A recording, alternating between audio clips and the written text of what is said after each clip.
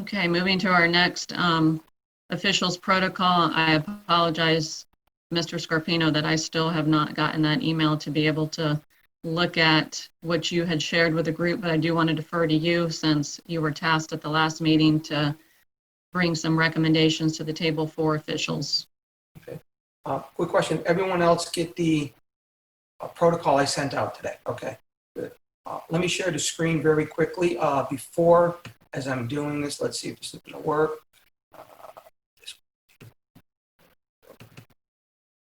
And sharing screen. Let me see if it's going to share it. Can everyone see my screen? Thumbs up? Okay, good. Just to let everyone know right now, we did reach out. I reached out across to people up in the Panhandle, down south up to Gainesville. And what we came up with right now, I guess the first thing was a suggested protocol for football overall. So these were some of the 9 things that they came up with, and I'm just going to go over them very quickly. One would be to reduce the access to the sidelines to the bare minimum. Obviously, game-related individuals will be outside the field area. Second one was to increase the 2-yard sideline belt to 5 yards, that all coaches, players, ATCs be kept back 5 yards from the sidelines. One captain from each for the referee and umpire on the coin toss. The chain crews will be required to properly wear a mask provided by the home management. And that was emphasized, properly to wear the mask, because a lot of times people wear the mask, they're down over their face or they're not up over their noses. That was one of the things that was emphasized. Again, ball boys required to properly wear masks and gloves at all times, sanitizers to wipe down extra balls when not in use. Officials are allowed to wear gloves, masks, or shield, and use electronic whistles if desires. Gloves to be provided by home management if an official decides that he or she wants to wear gloves in order to handle the football. Disposable water bottles marked appropriately at locations both end zones for the safety of the officials. Require officiating crews to complete the same on-site testing or check protocols afforded to the players and coaches. If they refuse, they are not allowed to work the game.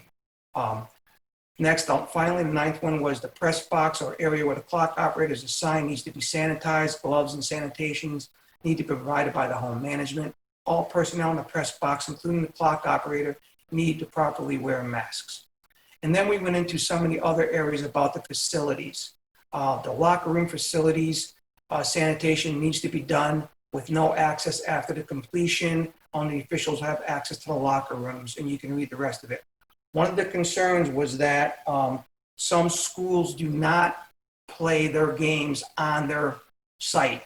So it may be on their campus, so it may be an off-site. So the question comes up is, who will be responsible to maintain the safety and the proper protocols there about sanitations, et cetera. The next one was the security. The FHSAA requires a security person to escort the officials to and from the field. This needs to happen for both COVID-19 and to maintain social distancing.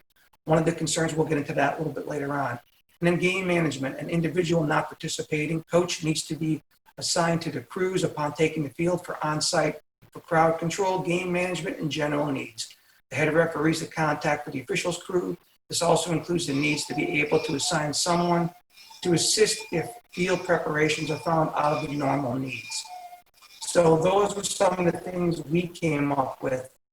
And then also doing research, Georgia High School Association, and this comes, I believe, from the National Federation of State and High School Associations, the NFHA, their guidelines for official returning.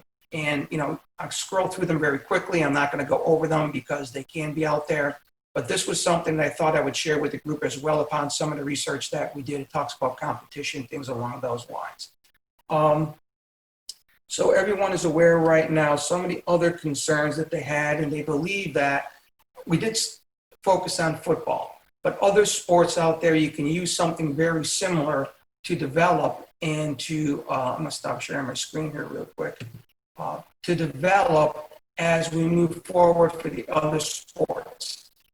And then it was also recommended, that was pointed out, that some sports are different than others. For example, the social distancing, for example, wrestling in talking with some individuals, they can't see how that's going to happen at all. If anyone's ever seen a wrestling competition, there's no way, in regards to the athletes on the mats, etc., they can't see that happening.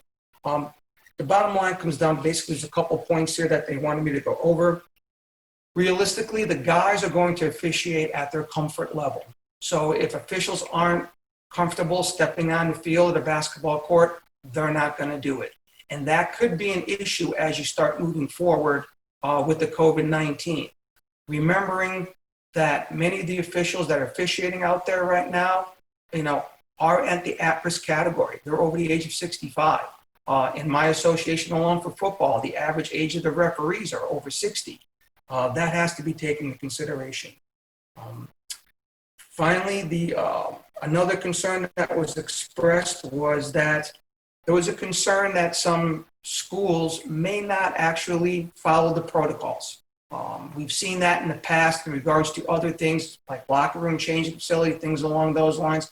So there is concern out there that some schools may or may not follow the protocol or become lax in the protocols as it goes on and on. That's something that needs to be addressed.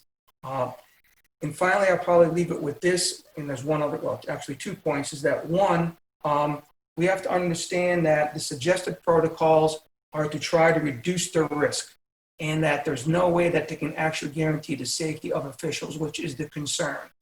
Some of the officials expressed the only way to safely come back on, for them to come back on, is that if the athletes are tested and they're isolated after their testing as they move forward, because knowing that they're going back and forth to their parents, things along those lines, that was a concern the officials had.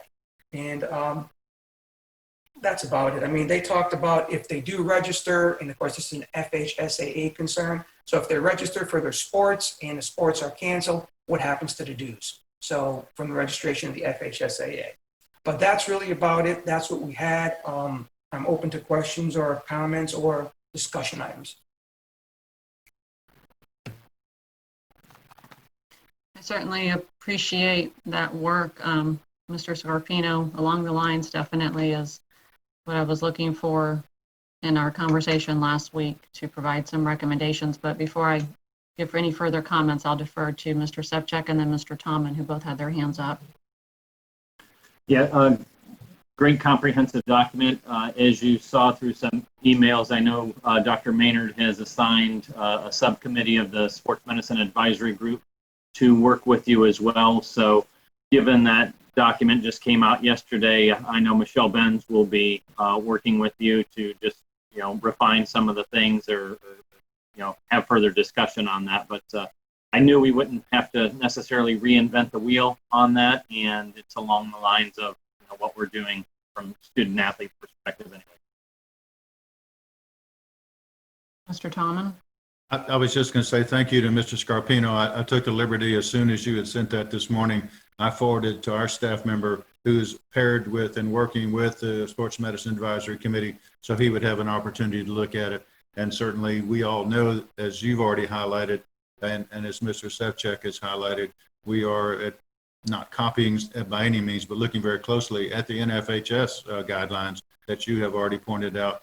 And again, I appreciate you seeking specific information from your colleagues across the state. So thank you. I think we can see something coming from that group in the very near future. Anyone else? Do we have a recommendation to adopt Mr. Scarpino's recommendations for officials' protocols starting in the fall to help combat and keep our officials safe as well as our student athletes safe?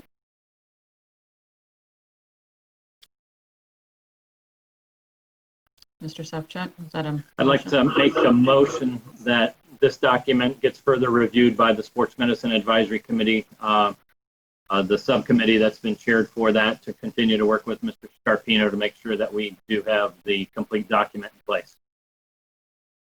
Do you have a second on that? Second. Thank you. Any discussion? The only discussion that I would lend to that is, and I just briefly saw it in front of me on the screen, to be cautious of recommendations stating must and shall as opposed to may and recommend. I'm sure that Mr. Sevchek leading SMAC will guide that discussion, but I do definitely think it brings about very valid points that I'm excited to see SMAC to continue with. Any other discussion? All right, seeing none, we'll take a vote to adopt Mr. Scarpino's recommendations to be tweaked by the by SMAC, and as Mr. Sevchek said. So all in favor of that, please raise your hand.